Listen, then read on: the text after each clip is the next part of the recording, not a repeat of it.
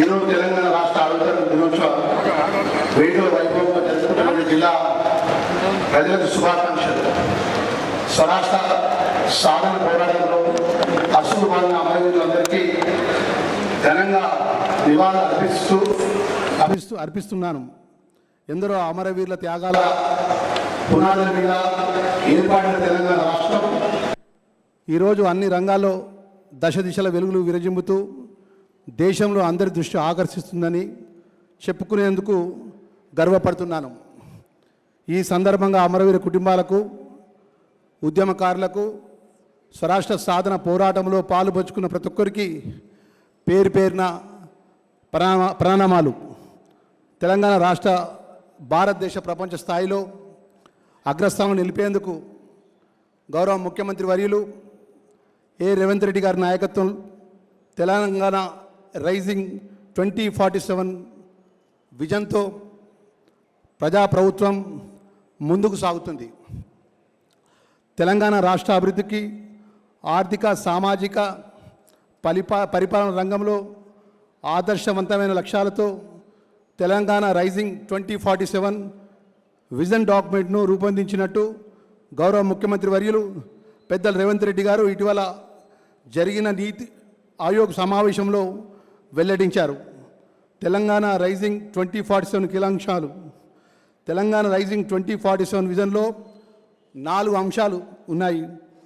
పేదల సంక్షేమం, సమగ్ర పాలసీ రూపకల్పన, ప్రపంచ స్థాయి డెవలప్మెంట్, పారదర్శక సుపరిపాలన లక్ష్యాలను ప్రాధాన్యం ఇస్తారు. ఈ లక్ష్యాల సాధన కోసం ప్రభుత్వం ఇప్పటికే పలు చర్యలు చేపట్టింది.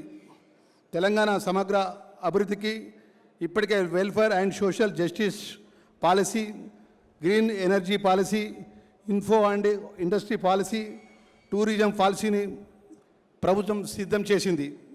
ఈ విజన్ డాక్యుమెంట్ ఈ భవిష్యత్తు తెలంగాణకు ఒక భగవద్గీత, ఈ తెలంగాణ రూపురేఖల్ని మార్చేస్తుంది. ఆడబిడ్డల అండదండలు, ఆడబిడ్డల ఆనందంగా ఉన్న ఇంటి మహాలక్ష్మి తాండవిస్తుంది. అందుకే రాష్ట్రంలో 1 కోటి మంది ఆడబిడ్డలను కోటీశ్వరులు చేయాలనే సంకల్పంతో ప్రభుత్వం అనేక కార్యక్రమాలు చేపట్టింది. ఆర్టీసీ బస్సులో ఉచిత బస్ ప్రయాణము, 500 రూపాయలకి గ్యాస్, వంట గ్యాస్ సరఫరా, 200 యూనిట్ల ఉచిత విద్యుత్తు సరఫరా, ఇందిరమ్మ ఇల్లు వంటి పథకాలతో పాటు సంపన్నులతో సమానంగా తెలంగాణ మహిళలు విద్యుత్ ప్లాంట్ కూడా ఏర్పాటు చేయించాలని ప్రభుత్వం నిర్ణయించింది. మహిళలకు పెట్రోల్ బంకులు నిర్వహణ, మహిళా శక్తి క్యాంటీన్లు నిర్వహణ చేపట్టాలి. శిల్పారామంలో 100 ఇందిరా మహిళా శక్తి స్టాల్స్ను ప్రభుత్వం ప్రారంభించింది. మహిళా సంఘాల ద్వారా సుమారు 600 బస్సులను కొనుగోలు చేయించింది. ఆర్టీసీకి అద్దెకు ఇవ్వాలని కూడా నిర్ణయించడం జరిగింది. ఇందులో 150 బస్సులు ఇప్పటికే అందజేయడం జరిగింది. రైతుల రుణ విముక్తి దేశ వ్యవసాయ చరిత్రలో నిలిచిపోయేలా అధికారంలో వచ్చిన కేవలం 8 నెలల లోపటినే 25,35,964 మంది రైతుల రుణవిముక్తులను చేయడం జరిగింది. దీనికి గాను 20,617 కోట్ల రూపాయలు రుణమాఫీ చేశాం. రైతులకు పెట్టుబడి సాయం పెంచి రైతు భరోసా కింద ఎకరానికి 12,000 రూపాయలు ఆర్థిక సహాయాన్ని అందిస్తూ రైతులు పండించిన ప్రతి గింజకు కొనుగోలు చేస్తూ ధాన్య కొనుగోలు చేసిన 24 గంటల్లో రైతు ఖాతాలో నగదు జమ చేయడం జరుగుతుంది. గత ఏడాది 2.90 కోట్ల టన్నుల ధాన్యాన్ని పండించి తెలంగాణ రైతులకు దేశం ఆదర్శంగా నిలిచింది. అకాల వర్షాలు, పంట నష్టపోయిన రైతులకు ఎకరానికి 10,000 రూపాయల పరిహారం, సన్న ధాన్యానికి క్వింటల్కి 500 రూపాయల బోనసు, భూమి లేని వ్యవసాయ కూలీ కుటుంబాలకు ఇందిరమ్మ ఆత్మీయ భరోసా కింద ఏడాదికి 12,000 ఆర్థిక సహాయాన్ని అందజేయడం జరుగుతుంది. పేదల ఆకలి తీర్చడం పాటు వారి ఆత్మగౌరవంతో జీవించేందుకు ఇందిరమ్మ ఇల్లు, సన్న బియ్యం పథకాలు అమలు చేస్తున్నాము. అదేవిధంగా 30 సంవత్సరాలకు ఉన్నటువంటి ఎస్సీ వర్గీకరణ, సామాజిక న్యాయం, సంక్షేమంతో పాటు సామాజిక నాయకులు సైతం తెలంగాణ దేశానికి దిశానిర్దేశం చేస్తూ దేశంలో ఎస్సీ వర్గీకరణ చేసిన తొలి రాష్ట్రం తెలంగాణ రాష్ట్రం. పారదర్శకం కులగణన నిర్వహించి బీసీకి దేశంలో ఎవరు లేని విధంగా రాష్ట్ర ప్రభుత్వం గౌరవ ముఖ్యమంత్రి వర్యులు 42% రిజర్వేషన్ ఇవ్వాలని ప్రభుత్వం నిర్ణయించింది. యువత ఉపాధి ఉద్యోగాలు, రాష్ట్ర యువత ప్రభుత్వ నిజమైన నిర్మాతలు. వారికి భవిష్యత్తుకు గ్యారంటీ ఇస్తూ యువత ఉపాధి ఉద్యోగ కల్పనకు లక్ష్యంగా ప్రభుత్వం పనిచేస్తుంది. మొదటి ఏడాదిలోనే 60,000 ప్రభుత్వ ఉద్యోగాలు భర్తీ చేసింది. 3 లక్షల కోట్ల పెట్టుబడులను సాధించి ప్రైవేటు రంగంలో 1,00,000 ఉద్యోగాలు సృష్టిస్తున్నాము. రాజీవ్ అభయాస్తం పథకం కింద సివిల్స్ చదివే వారికి ఆర్థిక సాయం అందిస్తున్నాం. తెలంగాణ $1 ట్రిలియన్ ఎకనామిక్ స్టేట్గా మార్చాలని లక్ష్యంగా పెట్టుకున్నాం. విద్యా వ్యవస్థలో విప్లవాత్మక మార్పు శ్రీకారం చుట్టాం. 25 ఎకరాల సుశాల విస్తీర్ణంలో young India integrated model school నిర్మాణకు శ్రీకారం చుట్టాం. 58 పాఠశాల నిర్మాణం చేపట్టాం. పాఠశాల అభివృద్ధికి విద్యా కమిషన్ ఏర్పాటు చేశాం. ఇందిరమ్మ ఇళ్ల నిర్మాణం రాష్ట్రంలో నిరుపేదలకు నియోజకవర్గానికి ఒక్కొక్క కాన్స్టిట్యున్సీకి నియోజకవర్గానికి 3,500 ఇళ్ల చొప్పున ఇందిరమ్మ ఇల్లు నిర్మాణం చేపడుతున్నాము.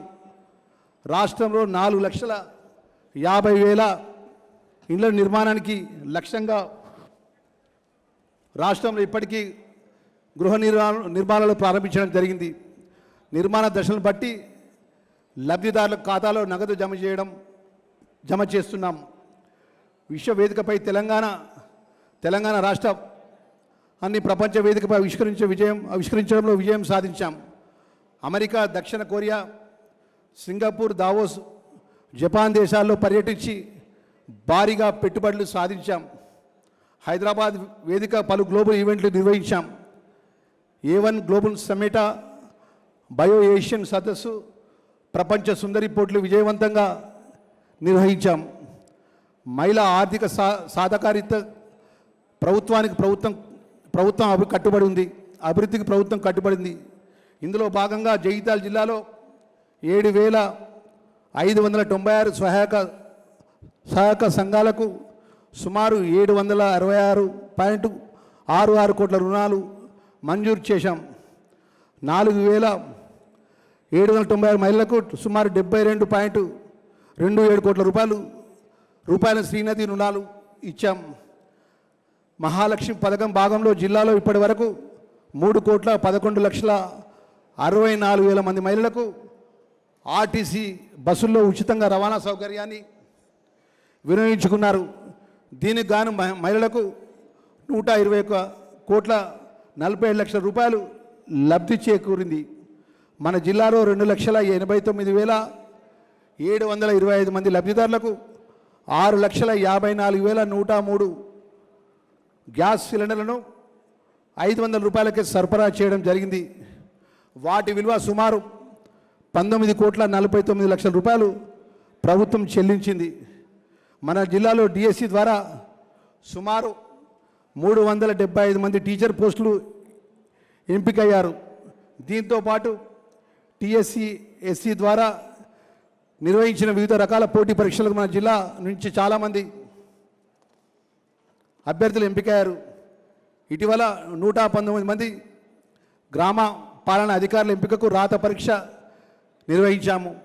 ఎస్టీ, ఎస్సీ, బీసీ మరియు మైనార్టీ స్టడీ సర్కిల్ ద్వారా వివిధ పోటీల పరీక్షలకు హాజరయ్యే నిరుద్యోగ యువతకు కావలసిన పుస్తకాలు ఉచితంగా అందిస్తూ నిపుణులైన అధ్యాపక బృందంచే ఉచిత శిక్షణ తరగతులు నిర్వహించాం. అన్ని సామాజిక వర్గాలకు చెందిన విద్యార్థులకు అంతర్జాతీయ స్థాయి నాణ్యమైన విద్యను అందించాలని లక్ష్యంతో జగిత్యాల నియోజకవర్గంలో young India integrated residential school స్థాపిస్తున్నాం. మన జిల్లాలో సుమారు 279 యువతకు లైసెన్స్డ్ సర్వేగా ఎంపిక చేసి నిపుణులచే శిక్షణ కూడా ఇవ్వడం ఇస్తున్నాం. రైతుల సంక్షేమానికి, వ్యవసాయ పురోగతికి ప్రభుత్వం కట్టుబడి ఉంది. జిల్లాలో రైతు రుణమాఫీ పథకం కింద 80,000 మంది 515 మంది రైతులకు సుమారు 7,20 721 కోట్ల రూపాయలు, 74 లక్షల రూపాయలు రుణమాఫీ చేశాం. రైతు భరోసా పథకం ద్వారా సుమారు 2024 2024-25 యాసంగి సీజన్కు గాను 1,80,914 మంది రైతులకు 121.78 కోట్ల రూపాయలు రైతుల ఖాతాలో నేరుగా జమ చేశాం. ఈ వానాకాల వ్యవసాయానికి కావాల్సిన ఎరువులకు 24,418 మెట్రిక్ టన్నుల నిల్వలను రైతులకు అందుబాటులో ఉంచడం జరిగింది. ఈరోజు భూభారతి జిల్లాలో పకడ్బందీగా అమలు చేసేందుకు నిర్దిష్ట ప్రణాళికతో ముందుకెళ్తున్నాము. ఇందులో భాగంగా జిల్లాలో బుగ్గారం మండలం పైలట్ ప్రాజెక్టుగా ఎంపిక చేసి మండలంలో ప్రతి గ్రామంలో రెవెన్యూ అవగాహన సదస్సులు ఏర్పాటు చేయడం జరిగింది. భూ సమస్యలన్నీ 865 మంది రైతుల నుంచి అర్జీలు స్వీకరించి భూభారతి పోర్టల్ ద్వారా 199 అర్జీలను శాశ్వతంగా పరిష్కారం చేయడం జరిగింది. మిగతా దరఖాస్తులు కూడా పరిష్కార ప్రక్రియలో వేగంగా పూర్తి చేస్తున్నాము. జిల్లా వ్యాప్తంగా 428 ధాన్యం కొనుగోలు కేంద్రాలు ఏర్పాటు చేసి 4,50,369 మెట్రిక్ టన్నుల వరి ధాన్యాన్ని కొనుగోలు చేశాం. ధాన్యం విక్రయించిన 82,967 మంది రైతులకు 1,045 కోట్ల రూపాయలు నేరుగా రైతు ఖాతాలో జమ చేయడం జరిగింది. మన జిల్లాలో కొత్త రేషన్ కార్డ్స్ కోసం దరఖాస్తు చేసుకున్న వారు సుమారు 11,641 మంది అర్హులు గుర్తించాం. ఈ దరఖాస్తు అధికారులకు పారదర్శకంగా పరిశీలించి నూతన రేషన్ కార్డులను జారీ చేయడం జరిగింది. రేషన్ కార్డు కుటుంబ సభ్యులకు నమోదు చేసుకున్న దరఖాస్తులు పరిశీలించి సభ్యులను పేర్ల రేషన్ కార్డులో చేర్చి బియ్యం సరఫరా చేస్తున్నాము. మన జిల్లాలో ఇందిరమ్మ ఇండ్ల కోసం 61,365 మంది దరఖాస్తు చేసుకున్నారు. ఇందులో జిల్లాలో మొదటి దఫాగా 7,328 ఇండ్లు మంజూరు చేశాం. రాజు ఆరోగ్యశ్రీ ద్వారా ప్రభుత్వ ప్రైవేటు ఆసుపత్రుల్లో 19,611 మందికి 46,20,00,000 విలువ చేసే శస్త్రచికిత్సలు ఉచితంగా చేయించాం. 200 యూనిట్ల లోపు విద్యుత్ వాడే వినియోగదారులందరికీ కూడా జీరో బిల్లు జారీ చేశాం. తద్వారా సుమారు 2 లక్షల విద్యుత్ సర్వీసులకు గాను 101,27,00,000 రూపాయలు సబ్సిడీ ద్వారా రాష్ట్ర ప్రభుత్వం చెల్లించింది. రాష్ట్రము ముందుకు తీసుకెళ్తున్న గౌరవ రాష్ట్ర ముఖ్యమంత్రి వర్యులు శ్రీ యనమల రేవంత్ రెడ్డి గారికి, మంత్రివర్యులకు, జిల్లా సర్వతోముఖ అభివృద్ధికి నిర్మాత్మకంగా సహకారం సూచన అందిస్తున్న గౌరవ పార్లమెంట్ సభ్యులకు, గౌరవ శాసన మండలి సభ్యులకు, గౌరవ శాసనసభ్యులకు, గౌరవ స్థానిక ప్రజాప్రతినిధులకు, జిల్లా ఉన్నతాధికారులకు, పోలీస్ సిబ్బందికి, ఉద్యోగులకు, ప్రతి ఒక్కరికి పేరు పేరున హృదయపూర్వక ధన్యవాదాలు తెలియజేస్తూ జై హింద్, జై తెలంగాణ.